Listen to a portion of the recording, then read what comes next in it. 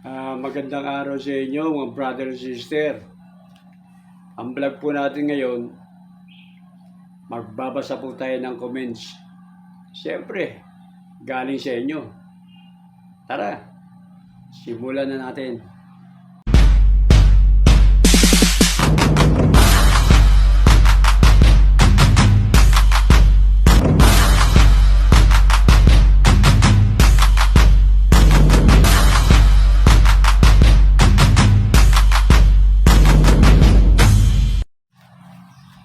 Bro and sister, unahin muna natin yung mga comments mula sa ating Facebook. Ang first comment ay galing kay Cecil Bilibes. God bless Sherdan and Goodell. Cecil, maraming salamat sa iyo. Ikaw, good health ka rin, ingat ka rin lagi. Kaya salamat, God bless you. Ang sumunod na comment naman ay mula kay kay Marlon Ray Labagnoy. Take care always, Prodan. Regards and to your family. Marlon, maraming salamat sa iyo. Lagi mo akong naaalala. Kaya mag-iingat din kayo, pati yung family mo. Mula naman kay Archibald Ben Kanke. Brother, okay yung ginawa mo. May selfie pa tayo. Kasama natin ating kaibigan na si June Bayan. Alam ko, may comment ka sa akin. Ang ganda. Babasahin ko ha. Idol, Sherdan, Alvaro. Sobrang bait niyo po. Okay, Archibald, maraming salamat sa iyo. Mula naman kay Abida Ahibon. Sabi niya, we support you, idol. Abida, maraming salamat sa iyo. Sana huwag kang magsasawa na suportahan ako. At para sa last comment mula sa ating Facebook ay mula kay Braga Bergie. Gwapo mo, idol. Noong kabataan mo na inaangan ng mga kapwa mo artista, babae, kaya nga siguradong naging chick boy ka. Naku. Totoo ba naman, di ba? Hindi naman chick boy. Siyempre, hindi naman ako, lapitin lang tayo. Oh my God! Wow! Tigtuman lang tayo, pero hindi ako chick boy. Mukha lang chick boy, pero hindi.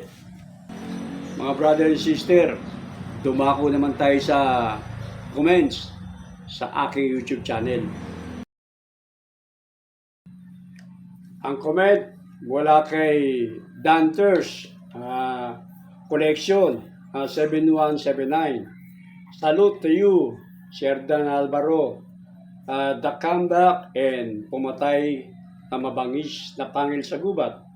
Madalas kong panoorin yan, pelikula mo, nang bata pa ako. Hanggang ngayon, sa YouTube, pinapanood ko pa rin mga pelikula mo. Mabuhay po kayo, Sherdan. Danters, maraming salamat sa suporta mo. Na hindi mo nakakalimutan panoorin ang lahat ng mga pelikula ko. Kaya, saludo ako sa iyo. Sana huwag mong kalilimutan panoodin. Kayo, mga brother and sister, panoorin niyo yung ang Alamat, the movie. Sa YouTube channel, ako yung bida ron, saka ako yung director doon. Sunod naman nating itong comment ni Latency Emotional 612. Idol, lagi ko pong kayo pinapanood sa mga action movies. Lupit nyo, kilala kayo sa amin, Quezon Province. Ganda ng action movies dati. Bakit po ba nawala? Ano nangyari? Ganito yun. Talagang siyempre, yung pelikula, unang-una, magastos talaga, lalo na yung mga action, siyempre, lalo na yung mga effects, sa mga bala, mga baril, siyempre, yung mga artista. Tapos, ang nangyayari pa, siyempre, napapirate pa yung ano natin, yung pelikula. O, saka isa pa, tumaas na rin ang bayad sa sine ngayon. Magkano na ang bayad sa sine? 300 na. Kaya medyo umina, kaya ang ginagawa natin ngayon para medyo tipid ang pelikula, ginawa na natin digital. Nauso naman yung mga digital. Kasi mga sabog-sabog na, computerized na yan. Kaya yun, kasi dati 16mm, pagka nag-shoot ka, hindi mo na mabubura yun. Parang ano yun, parang negatibo kasi yun. Ito, pagka digital, nabubura. Kaya medyo limit ang gastos. Kaya wala talagang ganun malay natin, baka sakaling pagka bumaba ang sine, medyo bumaba mga materyales, baka sakaling bumalik yung movies natin. Sayang naman. Pero ang ngayon, talagang gumagawa pa rin para hindi mawala yung mga action movies, drama, comedy. Yan. Kaya nga pinag-aaralan natin kung paano gagawin para makatapid sa mga production. Kasi milyon-milyon ang paggamuha ka, milyon-milyon talagang gagastusin mo, tapos hindi mo naman pala mababawi. Sayang lang, di ba? Napunta naman tayo sa comment ni Reynald 1098. Sir, pakisabi kay Robin at sa production na sana ibalik ang dating cinematography, lalo na sa barilan. Yung parang totoo, hindi tulad ngayon, pangit ng cinematography sa barilan.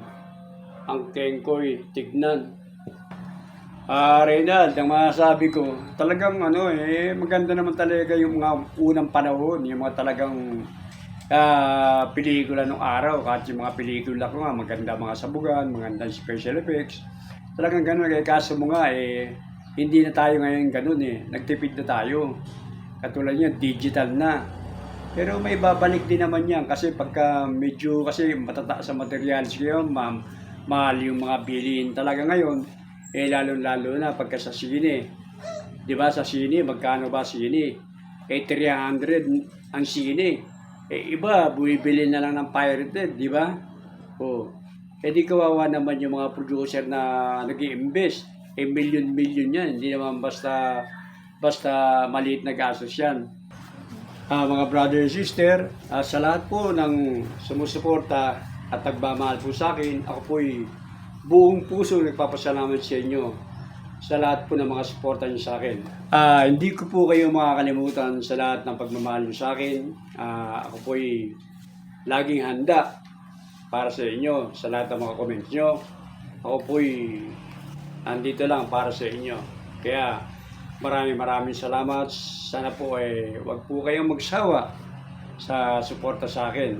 Kaya maraming salamat ulit sa inyo. Kahit na ako'y paulit-ulit akong nagpapasalamat sa inyo. Inuulit ko lagi. Maraming salamat.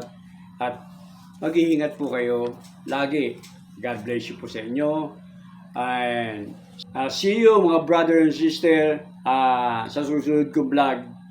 Pagkita-kita ulit tayo. God bless you po.